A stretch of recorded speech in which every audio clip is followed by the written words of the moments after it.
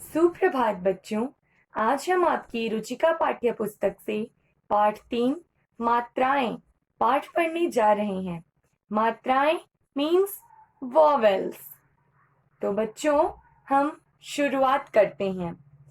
व्यंजनों के पूर्ण में सही उच्चारण के लिए स्वरों की सहायता लेनी पड़ती है।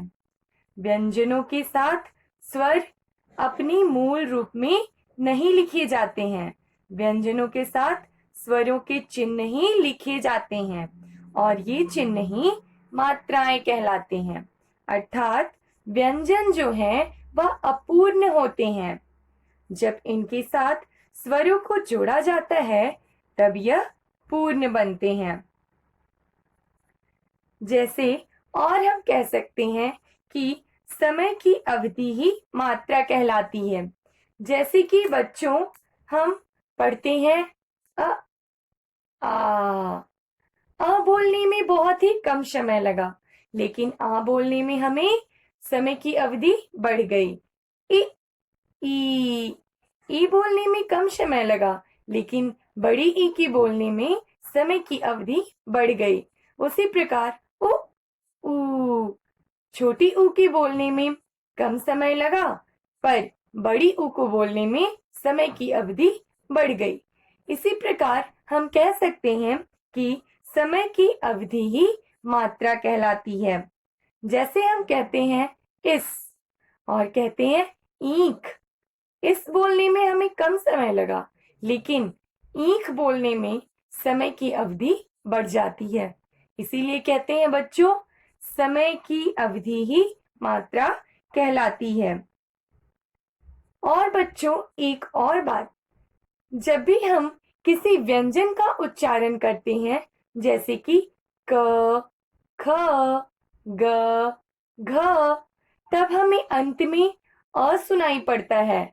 जैसे कि क जोड़ अ, क, ख जोड़ अ, ख। अर्थात व्यंजन अपूर्ण होते हैं। जब इनके साथ स्वरों को जोड़ा जाता है तब यह पूर्ण बनते हैं। जैसे कि हम देखते हैं अपनी पाठ्य पुस्तक में अ की कोई मात्रा नहीं होती है।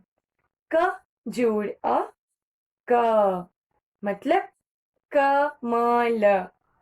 घ जोड़ अ, घ घर। म जोड़ अ, म मगर। आ की मात्रा कार शब्द बच्चों हम कैसे लिखेंगे? क जोड़ आ, का, फिर र जोड़ अ बनेगा, तब वह बनेगा कार। उसी प्रकार माला के लिए म जोड़ आ, ला के लिए भी ल जोड़ आ, तब बन जाएगा माला। उसी प्रकार बाजा के लिए ब जोड़ आ, तब बनेगा बा। जा के लिए ज जोड़ आ, तब बनेगा बाजा। इसी प्रकार छोटी ई की मात्रा फिर है क में हम छोटी ई को जोड़ते हैं, तब बनता है की। उसी प्रकार त में आ को जोड़ते हैं, तब बनता है ता। फिर ब में अ को जोड़ते हैं, तब बनता है ब, किताब। कीला भी उसी प्रकार, मिठाई भी उसी प्रकार। अब हम आते हैं बड़ी ई। बड़ी ई की मात्रा कील। क जोड़ बड़ी ई तो बना की। ल जोड़ अ, तब बना ल, कील। उसी प्रकार खीरा। ख जोड़ बड़ी ई, र जोड़ आ, मतलब रा, तब बना खीरा। उसी प्रकार चील। अब हम आते हैं छोटा ऊ। छोटा ऊ की मात्रा अब बनाते हैं कुर्सी। क जोड़ छोटा ऊ, कु, र जोड़ अ, र, स जोड़ बड़ी ई, कुर्सी। उसी प्रकार चूहिया, उसी प्रकार दुकान। बड़ा ऊ की मात्रा कुकर। कु क जोड़ बड़ा ऊ, कु, क जोड़ अ क, र जोड़ अ र, कुकर। उसी प्रकार सूरज, उसी प्रकार कबूतर।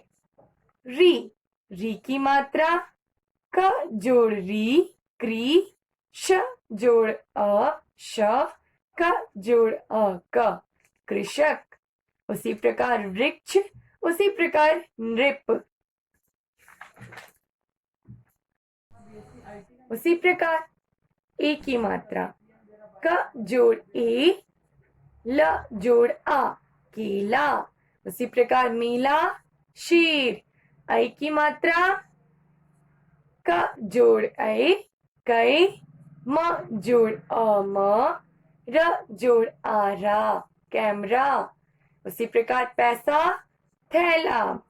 ओ की मात्रा क जोड़ ओ, को, य जोड़ य, ल जोड़ कोयल। उसी प्रकार मोर, जोकर। आओ, आओ की मात्रा क जोड़ औ, कौ, आ, कौआ। लौकी के लिए ल जोड़ औ, लौ, क जोड़ बड़ी ई, लौकी। उसी प्रकार पौधा। अंग, अंग की मात्रा श जोड़ अंग, ख जोड़ शंख। उसी प्रकार बंदर, उसी प्रकार पंखा। अनुनासिक, अ की मात्रा चंद्र बिंदु, आंख, चांद, टांगा। अह की मात्रा न जोड़ जोड़ न, म जोड़ जोड़ नमः, प्रातः, दुख। इस प्रकार बच्चों हम यह समझते हैं कि व्यंजन जो है वह अपूर्ण है। जब स्वरों को उनके साथ जोड़ा जाता है तब वह पूर्ण बनते हैं। और मात्राएं व्यंजन की चारों ओर लगती हैं। यह हम सब याद रखेंगे कि मात्राएं जो हैं वह व्यंजन के चारों ओर लगती हैं। जैसे कि व्यंजन की बाद में हो जाएगा आम, कीला, औरत। ठीक है। उसी प्रकार दूसरे नंबर में व्यंजन के ऊपर, तो व्यंजन के ऊपर में जैसे कि केला, कैसा, मौका। उसी प्रकार व्यंजन की पहली जैसे कि किसान। फिर व्यंजन के नीचे कुल, कृषि। तो बच्चों आज हमने सीखा मात्राएं। स्वरों की मात्राएं होती हैं, व्यंजन की मात्रा नहीं होती है। और व्यंजन जो है वह अपूर्ण होते हैं। जब स्वर उनके साथ जुड़ते हैं तब वह पूर्ण बनते हैं। इस प्रकार बच्चों आज हमने मात्राएं चैप्टर में क्या सीखा? यही कि हिंदी भाषा में स्वर जब किसी व्यंजन से मिलाकर लिखा जाता है तो उसे एक विशेष चिन्ह के रूप में लिखते हैं और वही विशेष चिन्ह स्वर कहलाते हैं। जैसे हम लोगों ने आज पढ़ा, अ की कोई मात्रा नहीं, आ की मात्रा, इ की मात्रा, ई की मात्रा, उ की मात्रा, ऊ की मात्रा, री की मात्रा, ई की मात्रा, ऐ की मात्रा, ओ की मात्रा, औ की मात्रा, अंग, अंग, अह।